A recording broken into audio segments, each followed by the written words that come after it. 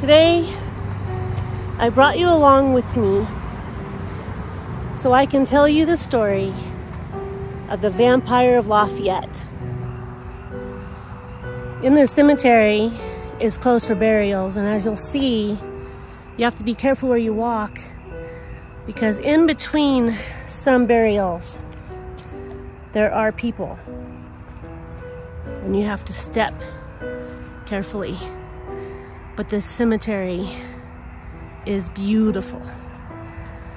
Nestled in the town of Lafayette, there's no fence on one side, so actually this cemetery is quite unique because it's open till 10 o'clock.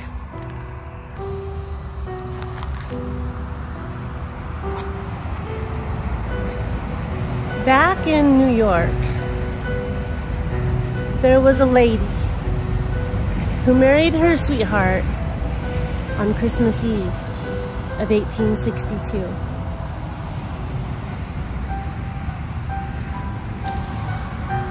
He was a miner and a businessman named Lafayette Miller. A few months later, they hopped on an oxen-covered wagon train of 6 bound for Colorado.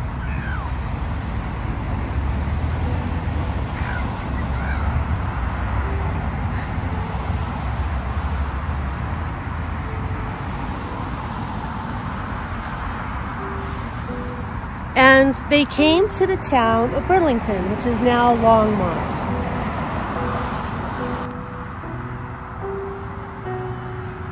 They acquired 160 acres of land and began to farm. In 1874, they moved to Boulder, where her husband wanted to open and run a butcher shop with her brother, and he became the town's trustee.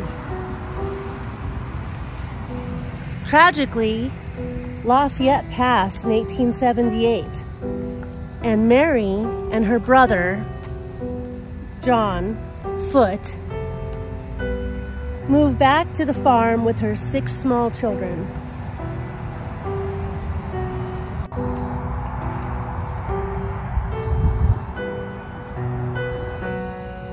Mary, her father, James, and her brother, John, ran the farm. And then in 1884, a coal vein was found on their land. And that led to the coal mining industry beginning in Lafayette.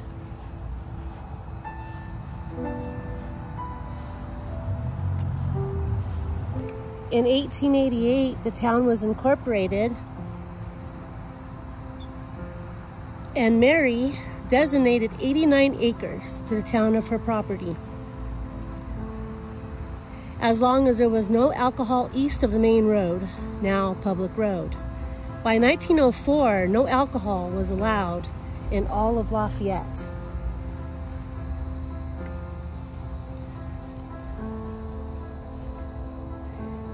In 1900, a fire burned the business district, yet Mary continued on, starting and becoming president of the first bank.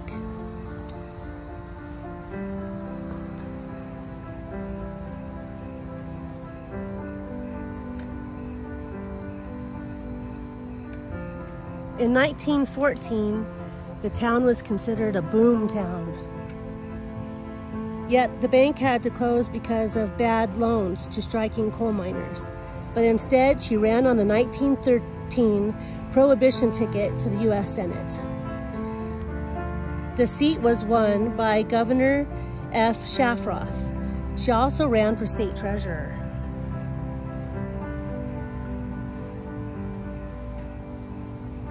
She was considered a very strong and keen businesswoman.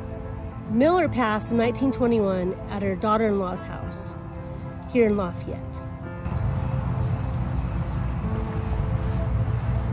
The town continued to thrive, and the coal mining industry kept the town alive.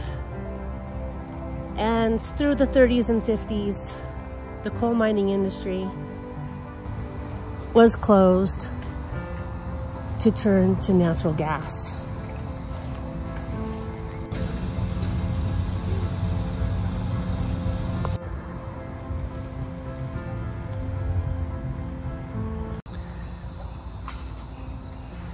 Now back to our story about Fodor Glava. He migrated here from Transylvania,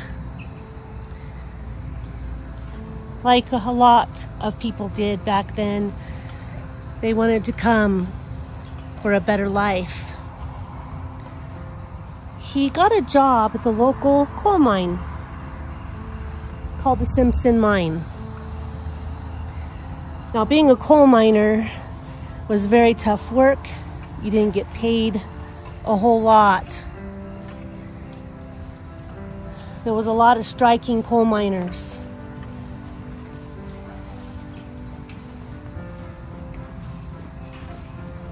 Mines collapsed and killed people often.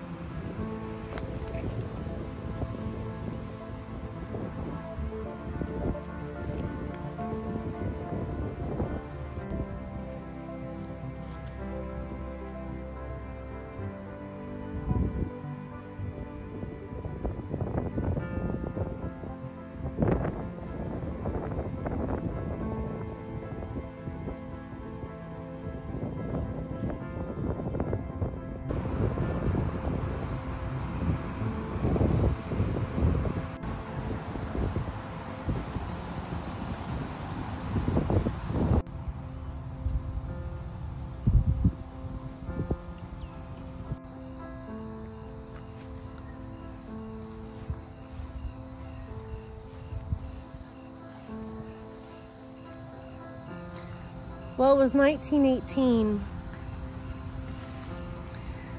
and Theodore was working at the mine, and he collapsed.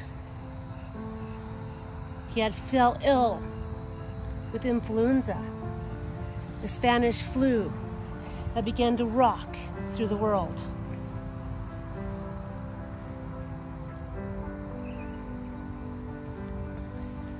He got better after a few days and was seen uptown.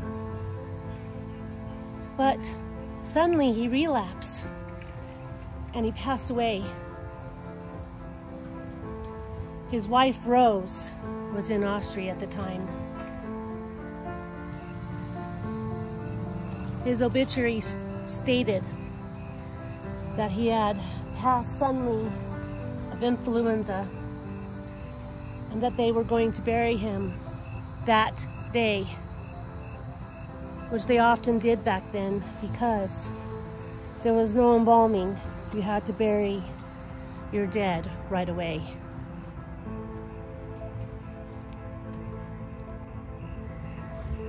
Fodor Glava had passed away at the age of 43. His wife was away in Austria at the time. They interred him here in the pauper's burial. Now, it is said that, as the legends go, the townsfolk had noticed that Fodor was seen acting a bit strangely before he passed away. And I think possibly he had passed away early on in the pandemic. They were very unsure what was going on with this new strain of flu virus going around called the Spanish flu. You did act strangely. You bled from your mouth, your nose, your ears, everywhere. You turned blue because there was no more oxygen in your body and you were suffering terribly, drowning in your own fluid in your lungs.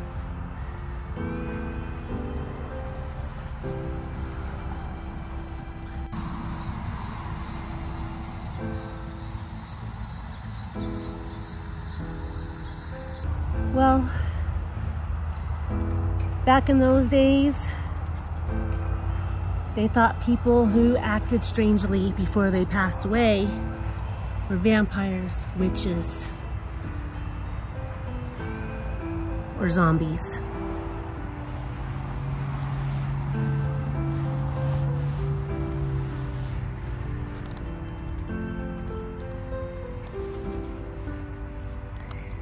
They exhumed his body and they noticed that there was blood around his mouth. His hair had grown. His fingernails were long. And of course, his teeth looked a little longer like fangs, which tends to happen when you bury a body. They pushed a stake through his heart and they reburied him. They brought a slab of concrete and they etched his name into the concrete with a nail. This is the grave of Fodor Glava.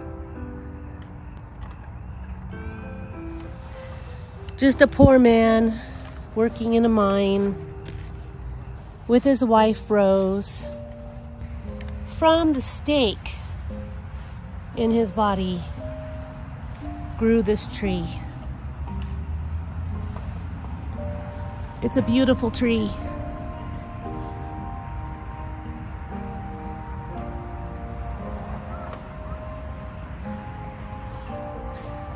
There used to be rose bushes here that also supposedly grew from his fingernails. But Fodor, he has visitors. He will not be forgotten. The feeling here is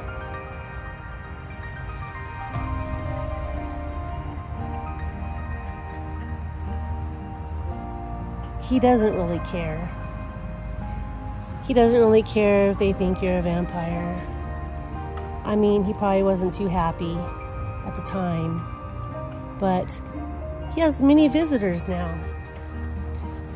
He has people stop by just to look at him, look at his grave, maybe read his story like I have. Now, if you look at his grave stone, it says, +2 Romanian, Trantadir, born in Bovina. And then it says T. Fodor Glava, born in Transylvania. Austro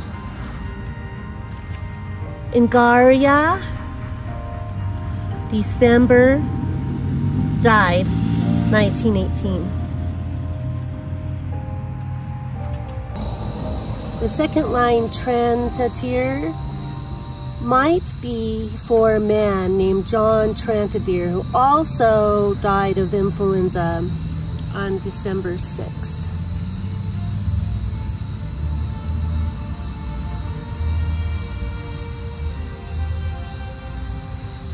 The second line, Trantadir, means rose in Romanian.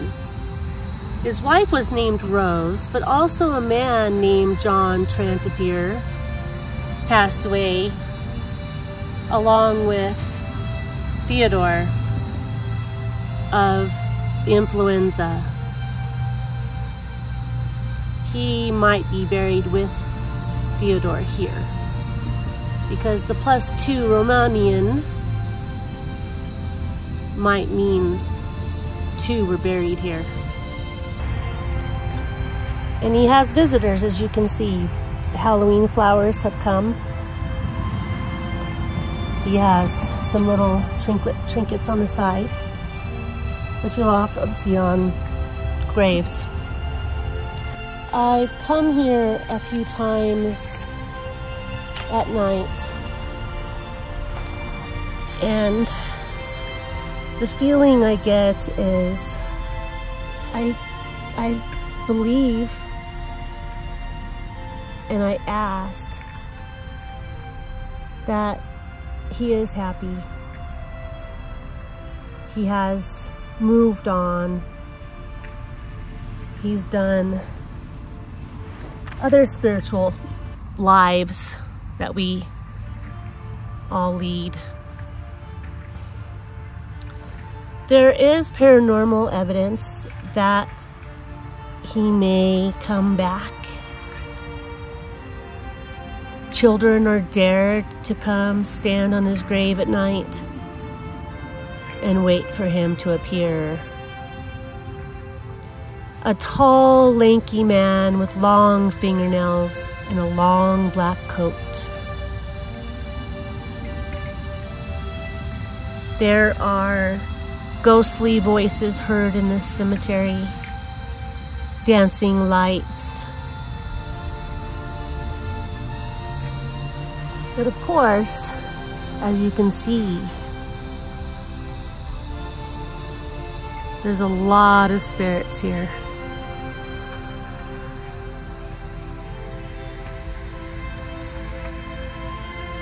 Some may come and some may go. Some may want to scare you, and some may not care. But I like telling the story, and I hope you enjoyed, along with me,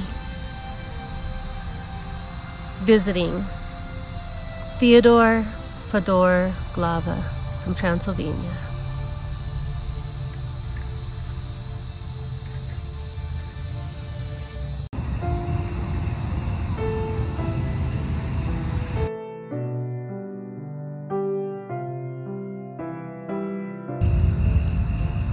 And maybe, just maybe, from him grew this tree. And so he is this beautiful tree.